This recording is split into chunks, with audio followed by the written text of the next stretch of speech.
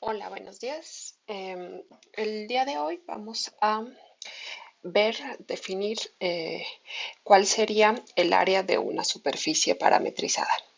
Entonces, déjenme comenzar con algunos recordatorios. Em, Toda nuestra teoría de integración partió del hecho de que el área de un rectángulo, y por área me refiero al área bidimensional. Estamos ahorita trabajando con objetos bidimensionales. Digamos un rectángulo de la forma AB cruz CD está dada por la multiplicación de las longitudes de los lados, es decir, por B menos A, que multiplica a D menos C. ¿Sí? Este es el área de este rectángulo. El otro recordatorio, que de hecho se los puse en el quiz anterior, eso quiere decir que si no han hecho el quiz anterior, por favor pónganle pausa y vayan a hacerlo y después regresan a este video. Entonces, el otro recordatorio es que si nosotros tenemos dos vectores, digamos U y W en R3, entonces el área del paralelogramo determinado por esos vectores, por U y W, digamos, no sé, tengo aquí un vector, aquí tengo otro vector, aquí está el paralelogramo determinado y pues aquí están los tres ejes. El área de ese paralelogramo es exactamente la norma del producto cruz de U con W. ¿Sí? Y, y bueno, el tercer recordatorio es algo de lo que vimos la clase pasada. Si tenemos phi, una parametrización de una superficie, digamos definida en un rectángulo con codominio R3, entonces, bueno, si phi es diferenciable, entonces para cada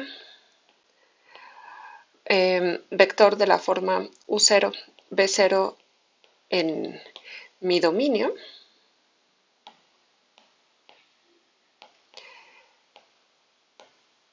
yo tengo dos vectores, bueno, surgen dos vectores tangentes a la superficie en el punto phi de U0, B0. Entonces, el primer vector era, digamos, la derivada de phi respecto de U en U0, B0, que eso lo que quiere decir, como phi cae en R3, tiene tres funciones coordenadas, entonces este vector está formado por la parcial de la primera función coordenada respecto a U, la parcial de la segunda función coordenada respecto a U y la parcial de la tercera función coordenada respecto a U. ¿Sí? Y bueno, aquí nada más con paréntesis aquí, perdón por ser medio. Aquí, ¿sí? La función phi tiene estas tres funciones coordenadas. Este vector lo habíamos llamado t sub u0, pero quizás eso no está bien definido porque depende de u0 y de b0. Esa notación de c sub u0 o t sub u la van a encontrar en algunos libros. Yo pensaría que es más correcto denotarla por t sub u para enfatizar que estamos derivando respecto a la coordenada u, pero evaluado en u0, b0, ¿no? O sea, esto es como una función que va de todo mi dominio y a cada punto del dominio le estoy asignando el vector tangente en la dirección u, digamos. Eh, Aunque bueno, la dirección u vive en el dominio y en realidad estamos generando un vector en el codominio. ¿Sí? Ok, entonces bueno, a este vector lo pueden denotar así si quieren. Yo voy a usar esta notación. El segundo vector que obteníamos era la derivada de phi respecto de b, que pues se obtenía de la misma manera, solamente que ahora derivábamos respecto de b, ¿sí? Cada una de las funciones coordenadas.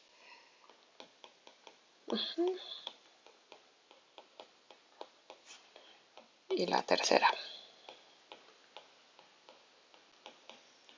Ok.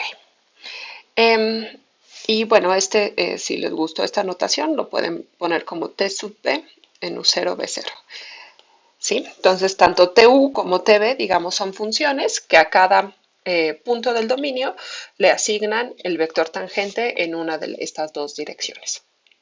Entonces, esos eran los vectores tangentes a la superficie y el vector normal, surgió un vector normal, que era el producto eh, cruz de estos dos vectores, ¿sí? Este de aquí es el vector normal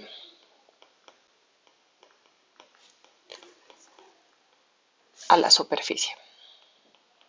En el punto phi, bueno, aquí no lo puse, pero esto está en U0, B0, U0, B0, entonces este sería el vector normal a la superficie en el punto phi de U0, B0.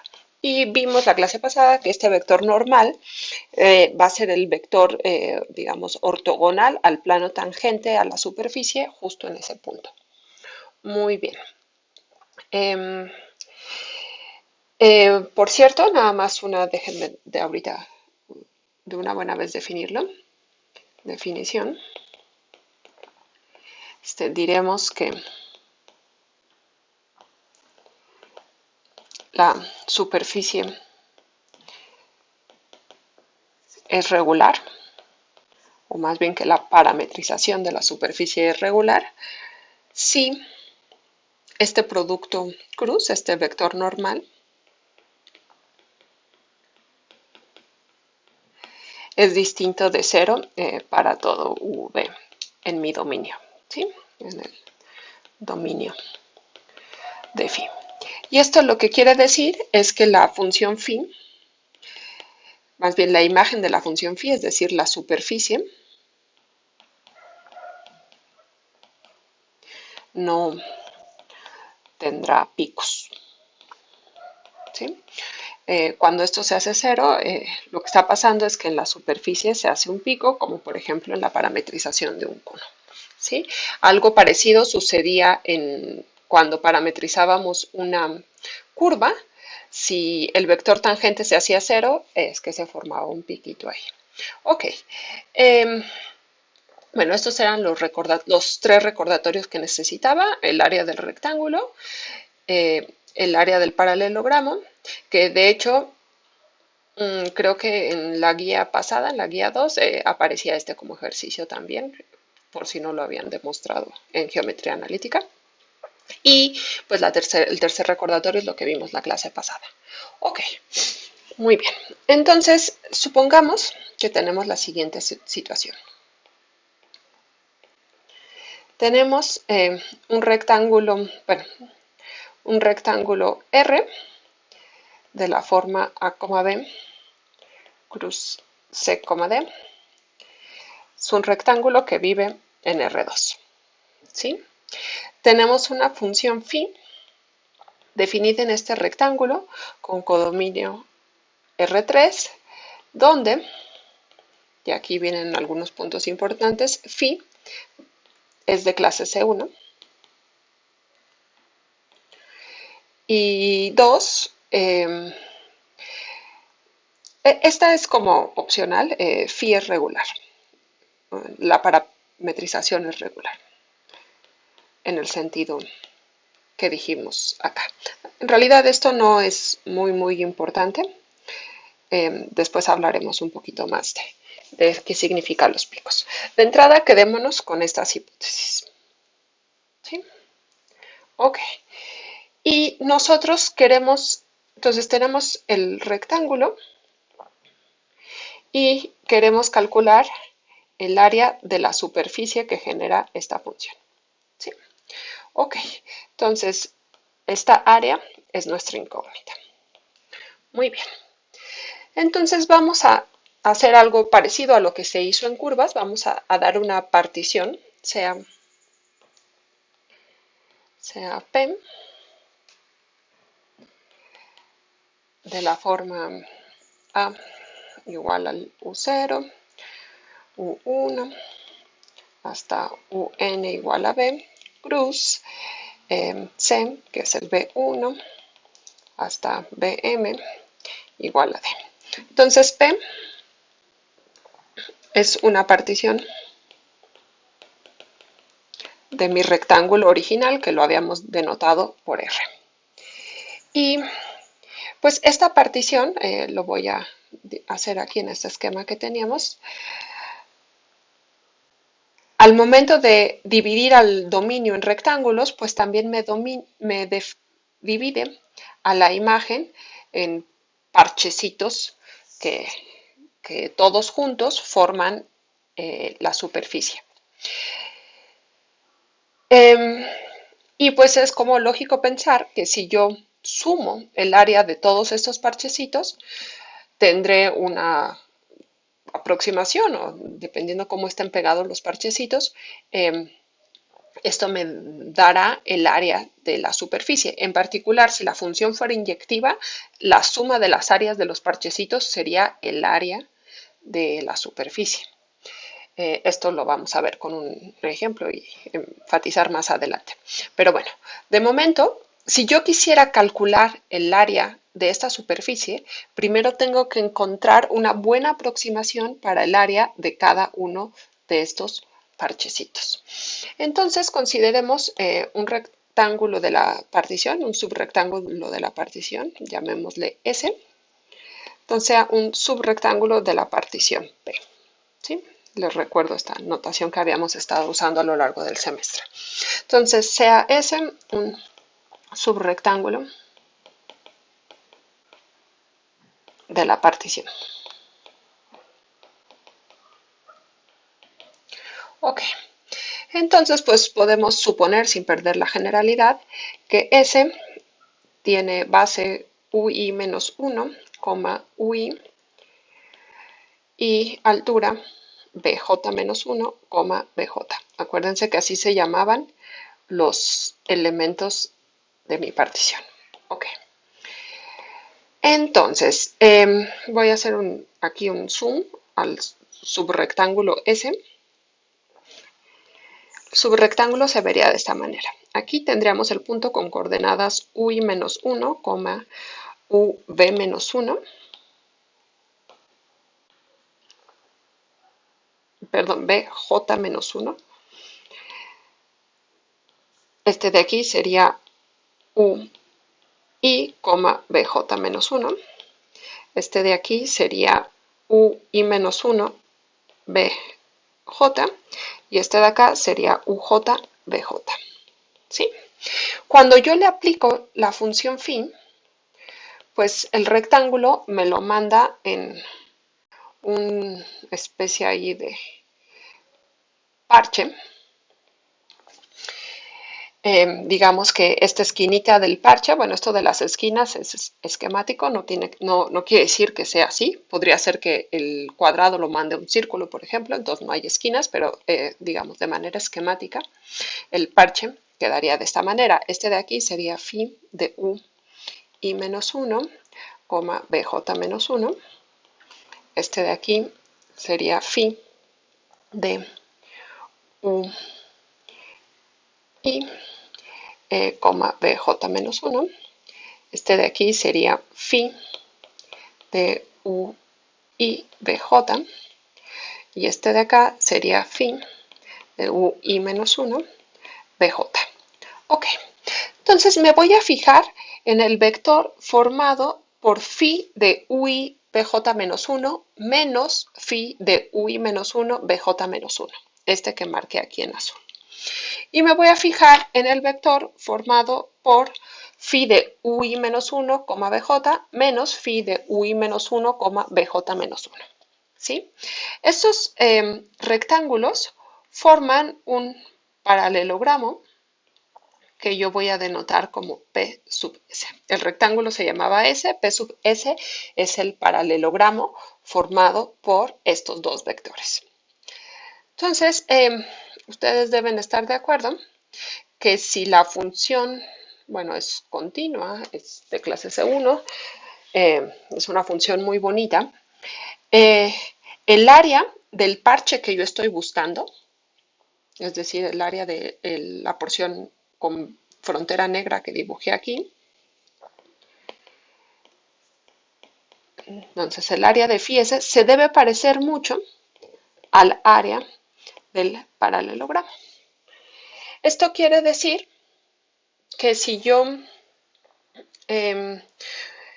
bueno, a ver, nada más defino bien, PS es el paralelogramo formado por los vectores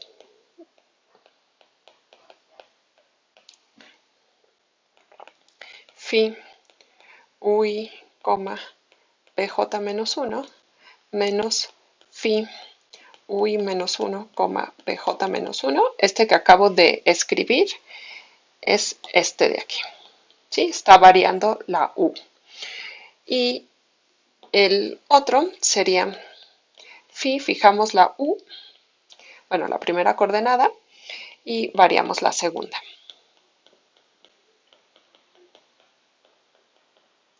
Entonces, P sub S es el paralelogramo formado por estos dos vectores.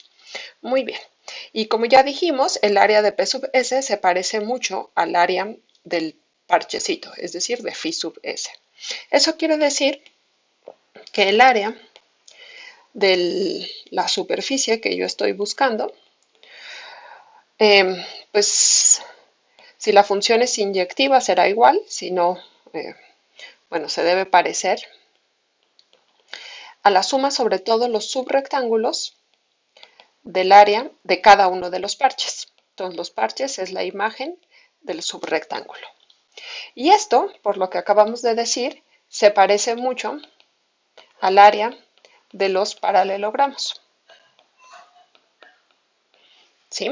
Entonces, si yo quiero encontrar esta área, tengo que lograr encontrar el área de los paralelogramos que se están formando una vez que dimos esta partición. Ok, entonces vamos a fijarnos primero en este vector y de manera análoga lo haremos para el siguiente. Entonces nos vamos a fijar primero en este lado del paralelogramo y vamos a observar que este de aquí pues es igual a coordenada a coordenada, lo podemos escribir como phi 1 de ui, bj menos 1 menos phi 1 de ui menos 1, bj menos 1. Luego phi 2 de ui, bj menos 1 menos phi 2 de ui menos 1, bj menos 1. Y la tercera coordenada la escribo aquí abajito, sería phi 3 de ui, bj menos 1 menos phi 3 de ui menos 1, bj menos 1. Ok, entonces este vector tiene estas tres coordenadas. Una coordenada, dos coordenadas, tres coordenadas. Si se fijan, la segunda coordenada que aparece aquí adentro, en cada una de estas funciones, está fija, ¿sí?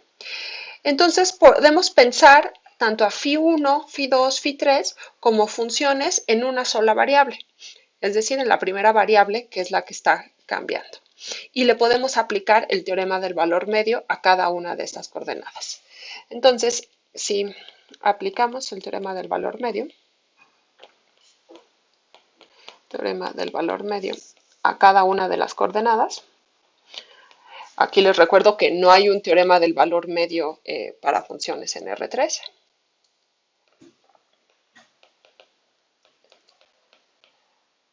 Lo que obtenemos es que existen puntos, digamos T1, T2, T3 en el intervalo UI menos 1, UI, tales que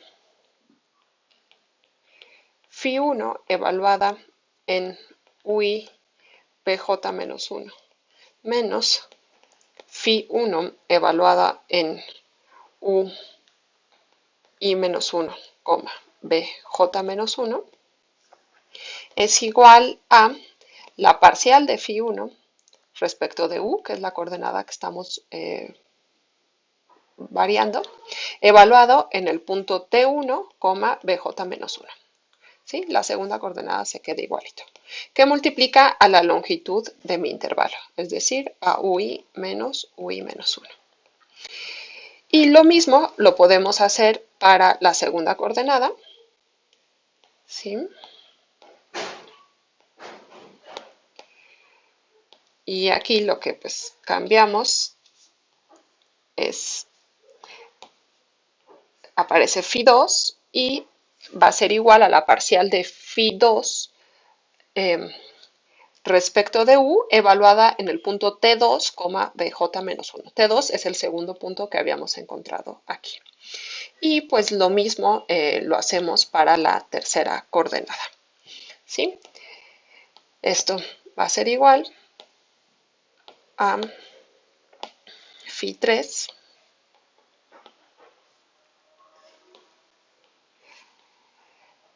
y aquí en vez de T2 pues ponemos T3. Muy bien. Ok, entonces aplicamos el teorema del valor medio coordenada a coordenada y obtuvimos 3 puntos distintos. Noten que estos puntos, este de aquí, el punto con coordenadas T1, BJ menos 1, T2, BJ menos 1 y T3, BJ menos 1, los tres viven en el rectángulo S. Y si la función es de clase C1 y la partición es suficientemente pequeña, en realidad cada una de estas derivadas parciales se va a parecer muchísimo a la derivada parcial evaluada en cualquier punto U, B del rectángulo. Entonces lo voy a escribir en la siguiente hoja con un poco más de orden. Y aquí quiero enfatizar que estamos usando fuertemente que la función es de clase C1, ¿sí? Es decir, las derivadas parciales son continuas y por lo tanto, pues podemos hacer esta aproximación.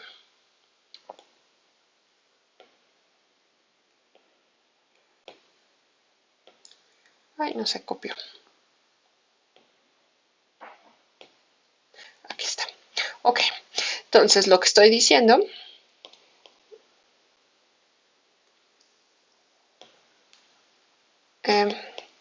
es que estos tres vectores, perdón, estos tres numeritos que formaban las coordenadas de el primer vector, entonces, pues se parecen mucho a la parcial de Φ1 respecto de U en cualquier punto V de mi rectángulo que multiplica a la longitud del intervalo. Y lo mismo está de aquí, será la parcial de Φ2 respecto de U en cualquier punto de mi rectángulo. Y lo mismo la tercera.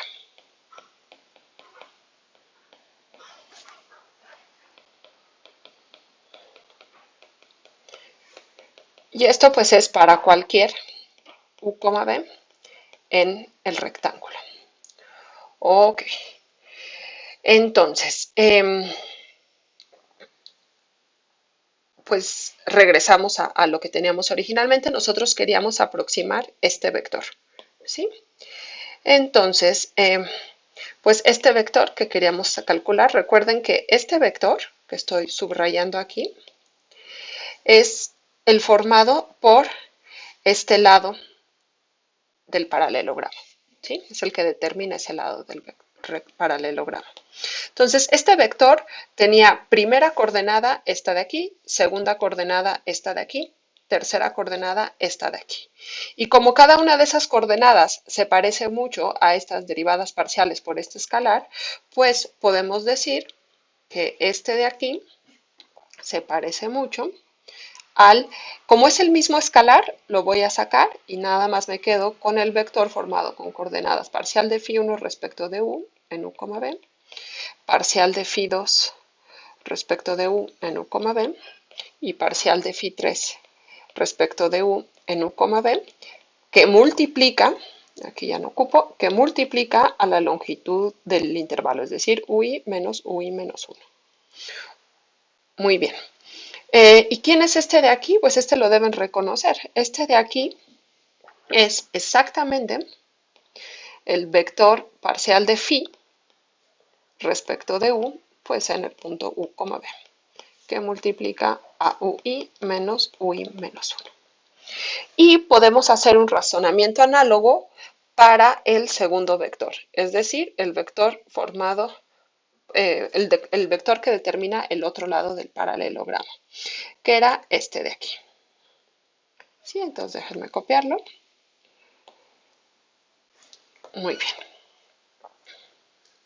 Entonces, pues análogamente,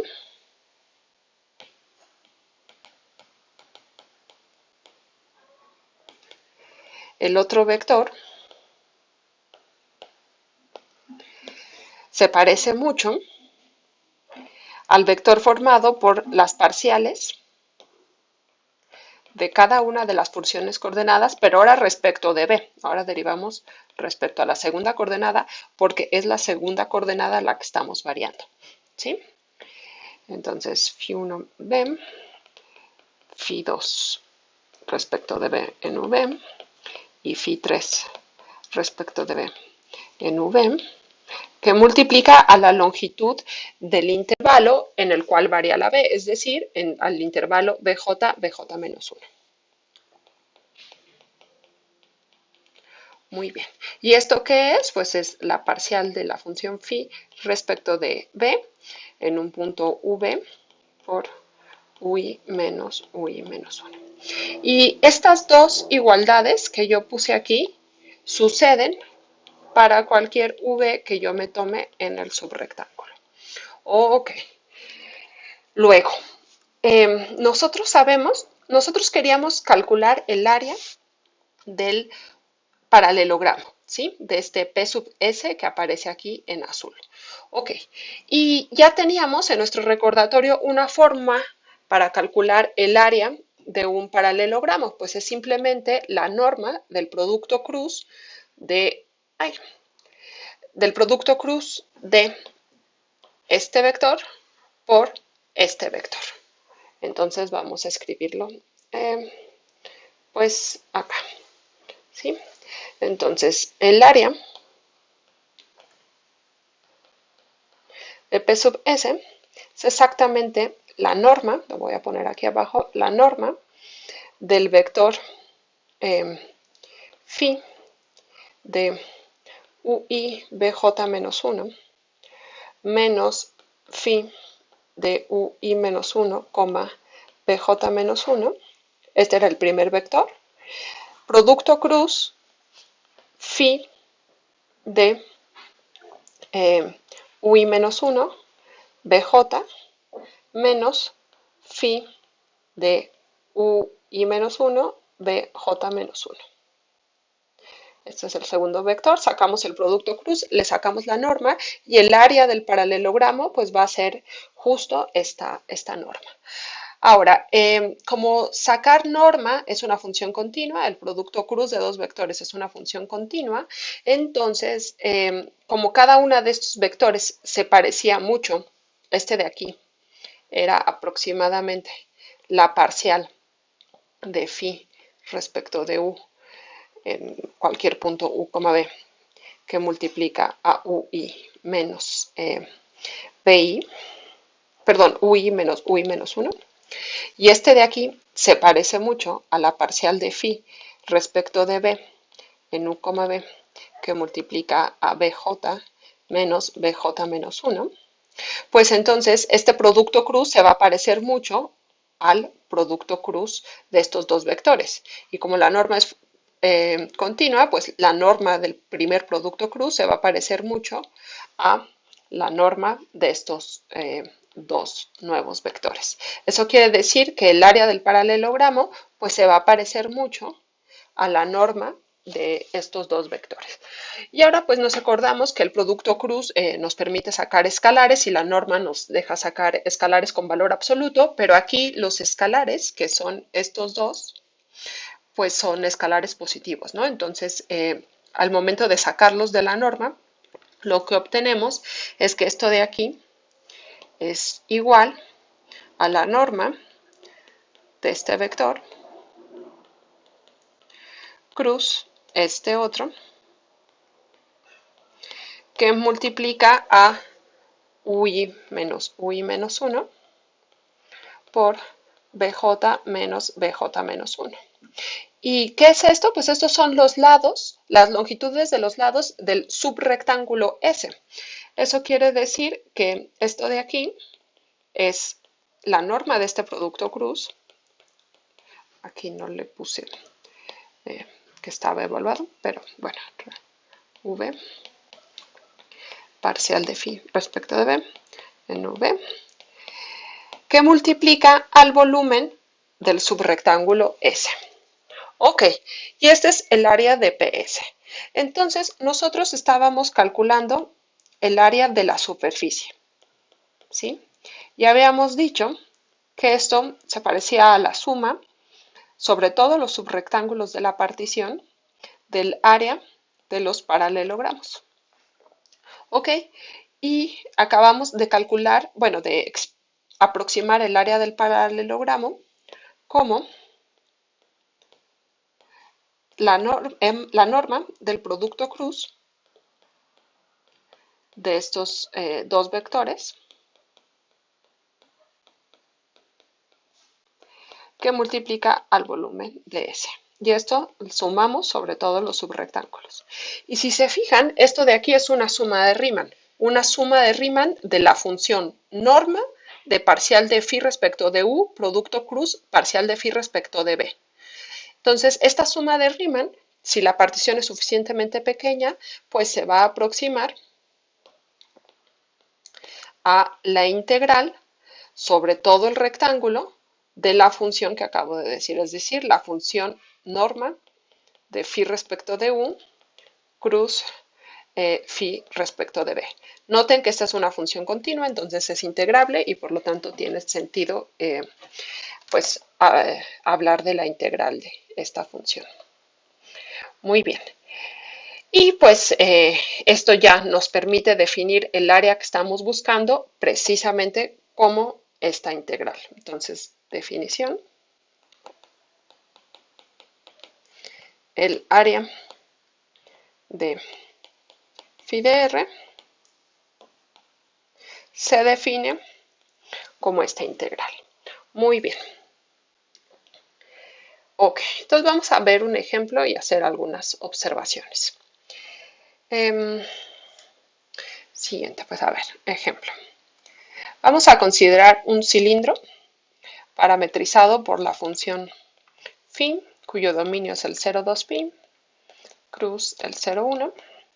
El codominio es R3, estamos únicamente trabajando con superficies en R3. Y la función phi está dada por phi en u, b, va a ser coseno de u, seno de u, p. ¿Sí? Entonces, pues esto nos da un cilindro de altura 1 y la base es un círculo de radio 1. Pues lógicamente el área debería ser como el perímetro del círculo, que es 2pi por la altura, que es 1. Vamos a ver si la integral que definimos anteriormente como el área nos da eso que queríamos. Ok, entonces vamos a calcular quiénes serían los vectores tangentes. La parcial de phi respecto de u en un punto cualquiera u, b, pues sería derivada de coseno de u respecto de u menos seno de u. Derivada de seno de u respecto de u sería coseno de u. Derivada de b respecto de u pues es 0. Luego, el segundo vector tangente tendría coordenadas derivada de coseno de u respecto de b, 0, derivada de seno de u respecto de b, 0, derivada de b respecto de b, 1. Sacamos el producto cruz.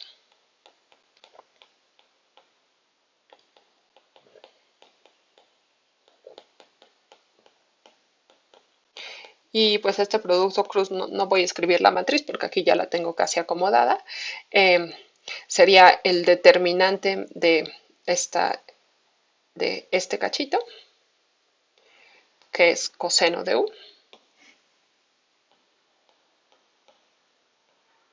En la segunda coordenada tapamos esto de aquí y sacamos el determinante y le ponemos un signo menos. Entonces sería menos seno de u y multiplicado por menos nos da seno de u. Y luego tapamos esta columna y sacamos el determinante, pues es 0. ¿Sí? Ok. ¿Y la norma de este vector quién es? Pues, bueno, si quieren le sacamos norma aquí. Pues es coseno de u al cuadrado más seno de u al cuadrado, eso es 1. Esto implica que el área del cilindro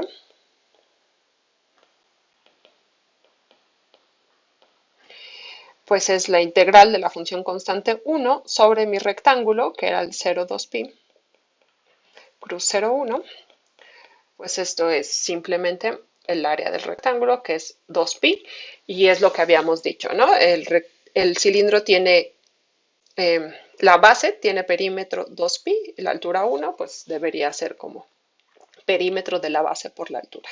Ok. Muy bien, entonces hasta aquí todo bien, pero observen qué pasa si cambiamos el dominio de esta función phi. Entonces consideremos la misma regla de correspondencia, o sea, la misma phi. Entonces supongamos ahora que phi es la misma regla, pero está definida en otro intervalo, en otro rectángulo. Va a ser el intervalo 0,4pi, cruz 0,1 a R3.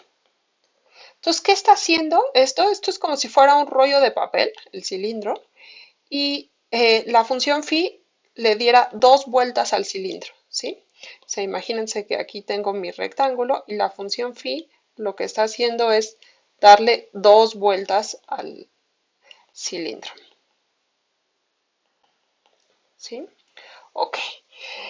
Pero la imagen es la misma, ¿sí? Eso está claro. La imagen, tanto de la imagen de este rectángulo bajo la función phi es la misma que la imagen de este rectángulo bajo la misma función. Entonces lo voy a escribir aquí. Phi de 0,4pi cruz 0,1 es igual a phi de 0,2pi cruz 0,1.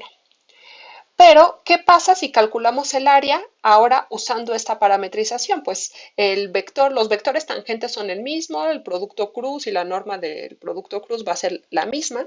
Entonces, el área de este de aquí va a tener, bueno, se va a calcular como la integral ahora sobre el rectángulo 0,4pi cruz 0,1 de la función constante 1. Y pues esto es 4pi, que es el doble de la cantidad que habíamos obtenido originalmente. Y esto pues no es de extrañarnos porque esta función phi le está dando 2 vueltas al cilindro, entonces es lógico que tengamos el doble del área. Entonces, ojo, la integral es más lista que nosotros y nos dice si pasamos 2 veces por una misma parte de la superficie, pues el área la va a calcular doble, ¿no? Lo mismo si pasamos 3, 4 veces, va a estar sumando esas áreas. Entonces, bueno, esto es algo que había observado al inicio, lo voy a poner ahora sí más formalmente aquí, observación. Eh, si la función no es inyectiva, si phi no es inyectiva, la integral que definimos como el área, en realidad nos va a calcular más área que la que tiene o que podría tener más bien la que podría tener phi de phi del dominio, que en este caso se llamaba R. Okay. Pero la otra observación, nosotros sabemos que las funciones de clase C1 mandan conjuntos de contenido cero en conjuntos de contenido cero. Esto más o menos lo vimos cuando demostramos, o más bien dimos un esquema de la demostración del teorema de cálculo de variable, de cambio de variable. Entonces, si la función phi es inyectiva en el interior de R, o sea, puede ser que en la frontera no sea inyectiva, ¿sí? Que en la frontera pegue las cosas, como hace esta de aquí, ¿no? Esta de aquí, la primera parametrización que vimos del cilindro, coincidían los puntos con primera coordenada 0 o 2pi, pues coincidían, ¿no? Es, digamos, este bordecito de aquí, es la costura del cilindro, ¿sí? Esta que está aquí. Ok, entonces la función no es inyectiva aquí, en 0 y en 2pi, es decir, no es inyectiva en la frontera del rectángulo, pero en el interior del rectángulo sí que es inyectiva. Ok, y en realidad el área, cuando la función phi es de clase C1, el área de la frontera va a ser 0 porque va a tener contenido 0. Eso quiere decir, bueno, contenido 0, ojo, cuando lo estamos calculando aquí, ¿no? O sea, cuando calculamos, déjenme ponerlo mejor acá, cuando calculamos esta integral, es una integral sobre un rectángulo, ¿sí? Y el área de esta integral, más bien, el valor de esta integral es igual a la integral sobre el interior del rectángulo. Eso lo vimos en el primer bloque, fue un rompedero de cabezas, pero lo hicimos muy formalmente.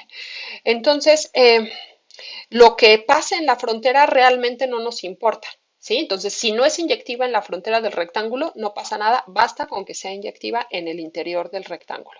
Ok, entonces, si phi es inyectiva en el interior del rectángulo, en este caso, pues la integral que estamos definiendo,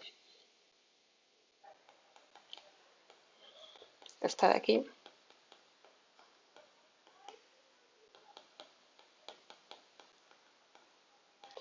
sí determina o debería determinar el área de phi de S, siempre y cuando phi sea una función bonita, como lo dijimos al inicio. Ok, entonces, pues vamos a ver otro ejemplo, uno muy sencillo. En el quiz habrá otro un poquito más complicado de calcular la integral al menos. Ejemplo, consideremos el cono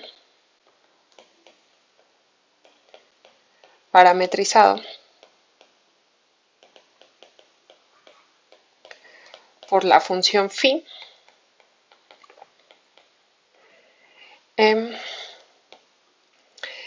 definida en el rectángulo 0, 1, cruz 0, 2 pi con codominio R3. Y phi va a estar dada por la siguiente regla. Al punto U, B lo manda a U coseno de B, U seno de B, U. Entonces, si se fijan, esto lo podríamos como ver en coordenadas cilíndricas, y lo que está pasando es que para cada altura U, lo que tenemos es un círculo de radio U, ¿sí? Y empezamos en el círculo de radio 0 y terminamos en el círculo de radio 1. Obviamente esta función no es inyectiva en todo el rectángulo, pero sí que es inyectiva en el interior del rectángulo. Entonces, si quieren ejercicio, comprobar que phi restringida al interior de R es inyectiva. ¿Sí? Entonces podemos calcular el área de la superficie de este cono usando la formulita anterior. Entonces, para eso necesitamos calcular quiénes son los vectores tangentes. La parcial de phi respecto de u en u, b, pues va a ser, derivamos esta función respecto de u, entonces nos queda coseno de b, seno de b, y la derivada de u respecto de u, pues es 1. Luego, la parcial de phi respecto de b en u, b, derivamos esta función ahora respecto de b y nos quedaría menos u seno de b, u coseno de b, 0. Luego calculamos el producto cruz de estos dos.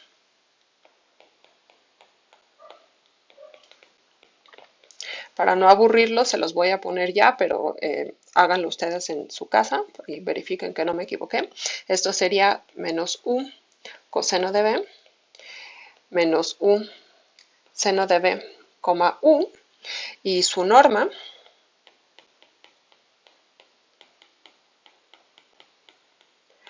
pues sería la norma de este vector. Si se fijan, hay una u que aparece en cada una de las coordenadas. Sería la raíz cuadrada de u cuadrada coseno cuadrado de b, más u cuadrada seno cuadrado de b, más u cuadrada. Entonces, como la u está al cuadrado, sale de la raíz con valor absoluto, pero noten que u corre en el intervalo 0, 1. Entonces el valor absoluto es exactamente u, que multiplica a la raíz de coseno cuadrado de b más seno cuadrado de b, es decir, 1, más 1. Entonces esto es u raíz de 2. Y esto quiere decir que el área del cono pues sería la integral sobre mi rectángulo de esta función, la función u raíz de 2. ¿Y esto qué es? Pues esto es la integral de 0, 1, 0, 2pi de u raíz de 2. La b corre de 0 a 2pi, entonces va primero y luego u. Y esto es igual a, nos quedaría la integral de 0 a 1 de 4 raíz de 2 u, 4pi, perdón, 4pi raíz de 2u, y ahora tenemos que integrar respecto de u, pues esto es igual a 4pi raíz de 2 que multiplica a u cuadrada entre 2 evaluado de 1 a 0, esto es igual a 2, a ver, aquí el 4, ¿de dónde sale?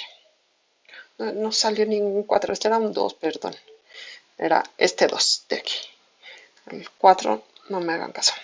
Entonces sería 2pi raíz de 2u, integrando respecto a u, pues esto nos da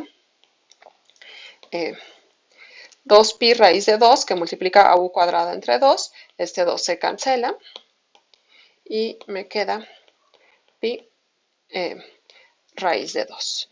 Muy bien. Y pues este de aquí sería el área del cono. Ok.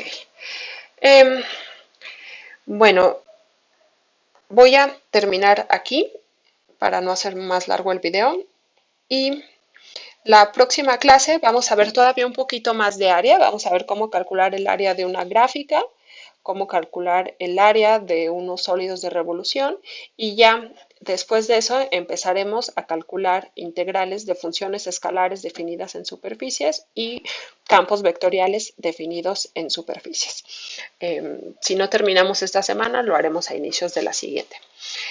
Hay un quiz al final de este video, si lo están viendo en el Moodle, es calcular el área de un helicoide. Pues bueno, háganlo los que estén en el Moodle y me escuchan la siguiente vez. Espero que estén muy bien. Cuídense.